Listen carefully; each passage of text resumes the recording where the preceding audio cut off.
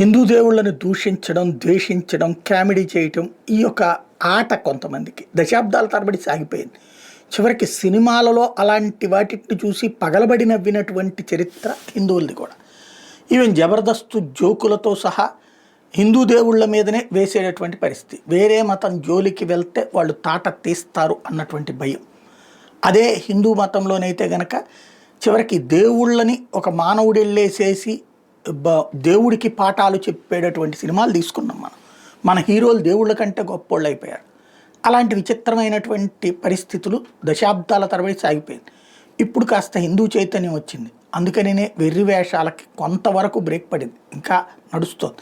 ఇందులో ఈ కృణాల్ లాంటి వాళ్ళు ఇప్పటికీ నోటికొచ్చినటువంటి వ్యాఖ్యలు చేస్తూ అదేమంటే స్టాండప్ కమెడియన్ని అన్నటువంటి కోణంలో తీసుకొస్తున్నటువంటి వేళ ఇప్పుడు పబ్లిక్లో వస్తున్నటువంటి కోపం సదరు వ్యక్తుల్ని ప్రోత్సహించే వాళ్ళకి కూడా ప్రాబ్లం వచ్చింది. వాళ్ళు మారుతున్నారు. బుక్ మై షోలో ఈ కృణాల్ షోకి సంబంధించినటువంటి టికెట్స్ ఉంటాయి, అట్లాగే అతనికి సంబంధించినటువంటి వీడియోలు ఉంటాయి. ఇప్పుడు అర్జెంటుగా ఆ టికెట్స్ ఇది క్లోజ్ చేశారు, అట్లాగే వీడియోస్ను కూడా రిమూవ్ చేశారు. బుక్ మై షో చాలా కాలానికి ఓ సీరియస్ యాక్షన్ అని చెప్పాలి. ఎందుకంటే చాలామంది కామెంట్స్ చేస్తున్నారు బుక్ మై షోని, అదేంటి ఎట్లా ప్రోత్సహిస్తున్నారు మీరని.